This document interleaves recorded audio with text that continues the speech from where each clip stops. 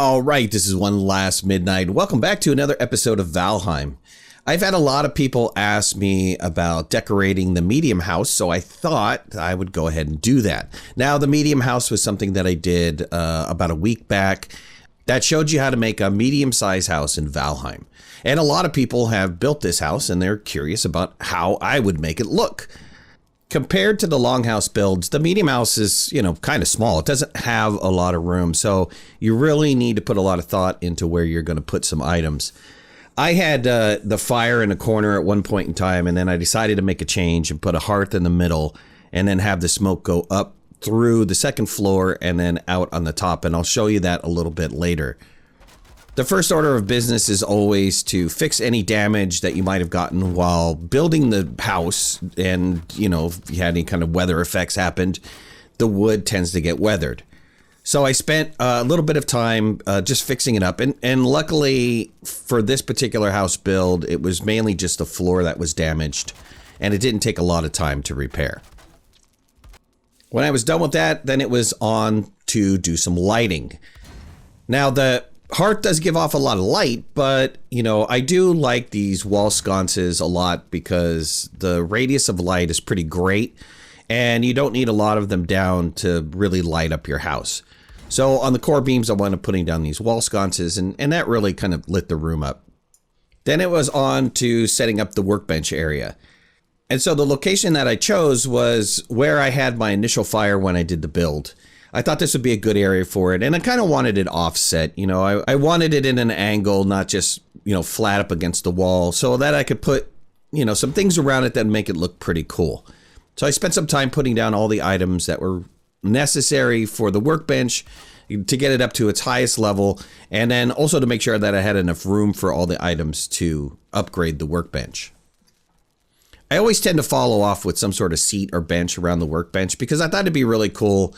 If you're sitting there working and you had friends over that they would, kind of kick back on the bench or a stool or something or chair and just watch you do your work. Of course, everything's instant inside of Valheim. It's not really realistic, but, it's nice for like a little fantasy setting to set something up like that.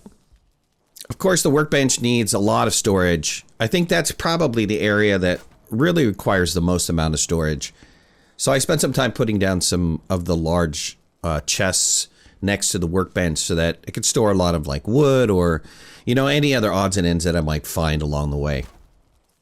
After I was finally satisfied with the workbench area, I decided the next thing I wanted to put down was the forge. And I kind of stick with the same concept that I did with the workbench. I wanted it at an angle, not flat up against the wall. And, the forge is a little bit difficult in the sense of setting stuff down in a close area. The anvil and the quenching barrel actually have a radius that they need to be apart from each other. So getting them in the appropriate area, not only to be able to upgrade the forge correctly, but also then to turn around and, not being in the way of each other is sometimes a little bit tricky in these tight areas. I really wanted to have like a shelf above my forge.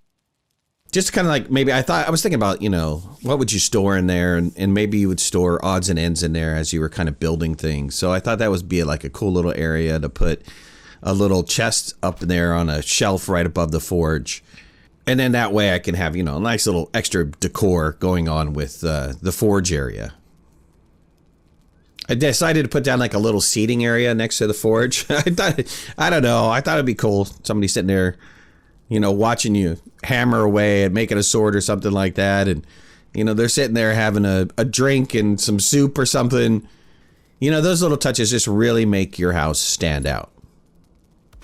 After the forge, I started to work on a stone bench area. The stone bench doesn't really have like an interaction like the workbench does. You're not really creating items on it, but maybe in the future they're going to do something with that. I don't know. I'm thinking along the lines that they've got some sort of statues that maybe you wind up carving on the stone bench or something, more uses for stone. So I thought I'd put that down inside of the house and, give it kind of a predominant area for possibly, building stuff in the future.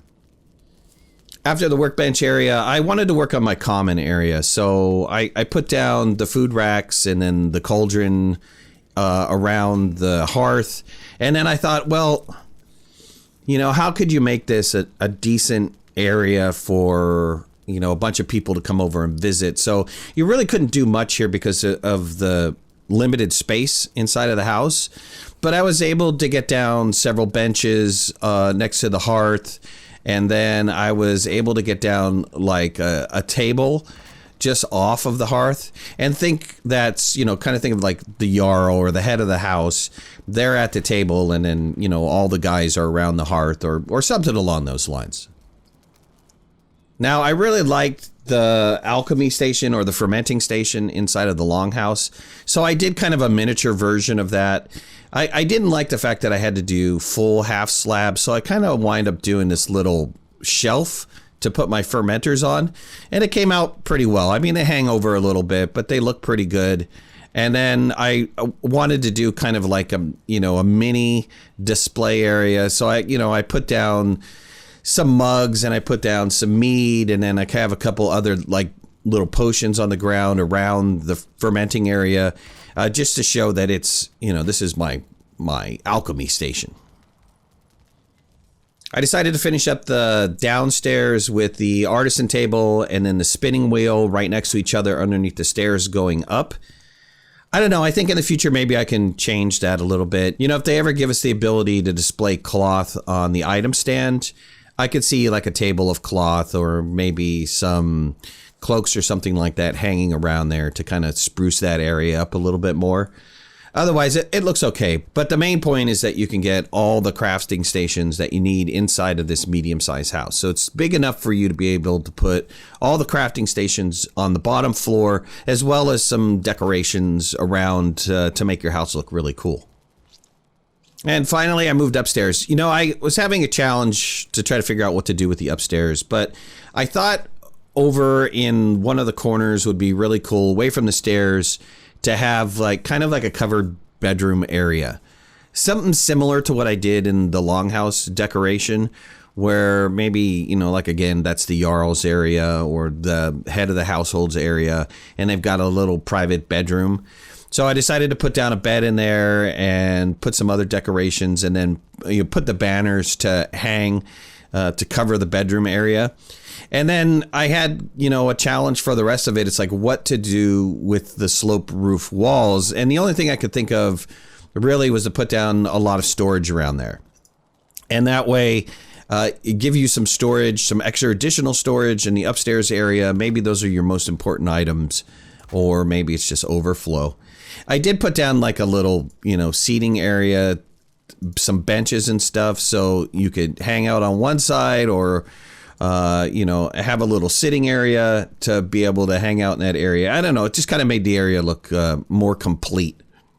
And then finally, I just kind of finished up this build with some odds and ends around the house and just added some additional decorations to make it kind of pop a little bit. But, that was it. So that's the decoration of the medium-sized house. I hope you guys enjoyed the video.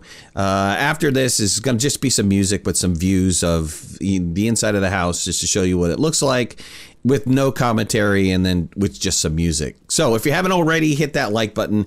If you're not a subscriber, please subscribe. Love to have you in the community. If you want to follow me on any of my social media, you can find the links in the description below, and make sure to hit that notification bell. That way you know when I go live and when I post new videos. I'll talk to you guys soon. Thanks a lot. Bye-bye.